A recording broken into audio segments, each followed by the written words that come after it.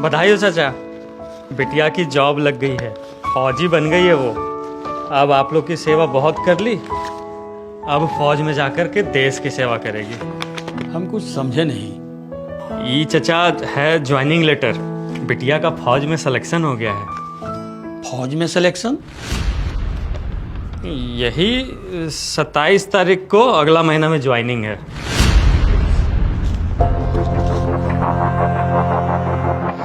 अपने मन से ये लड़की कुछ भी करने लगी। राधा, राधा!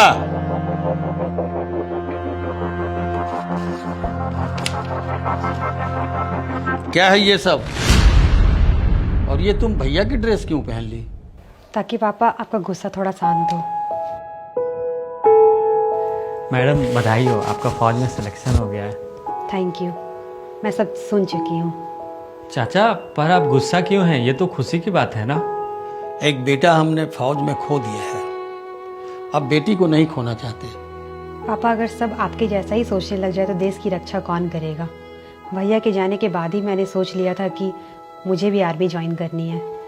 सॉरी, मैंने आप लोगों को बिना बताए इतना कुछ किया। सॉरी वॉरी कुछ नहीं, तुम फौज ज्वाइन नहीं करेगी। चाचा जी 1 मिनट, आपको अपना देश तो सुरक्षित चाहिए, लेकिन देश की सुरक्षा में अगर आपका बेटा शहीद हो गया तो आप डर गए, हिम्मत हार गए आप। बहन फौज में जाना चाहती है, इस पर तो आपको काफी गर्व होना चाहिए था। अगर आपका दिल ही इतना छोटा हो जाएगा तो फिर हमारे देश का क्या होगा? अगर आपके जैसे ही सब लोग सोचने लगे तो फिर कौन रक्षा करेगा अपने वतन की? माफ कीजिएगा चाचा, मैं कुछ ज्यादा बोल रहा हूँ, लेकिन जहाँ कहीं भी अपने देश की बात होती है ना तो मैं खुद को बोलने से नहीं रोक पाता हूँ। आपने तो सिर्फ एक बेटा खोया है, लेकिन हमारे देश में कुछ घर ऐसे भी हैं जहाँ पूरा का पूरा खानदान फौज में शहीद हो गया है। किसी ने अपना बाप खोया है, तो किसी ने पति, तो किसी ने बेटा।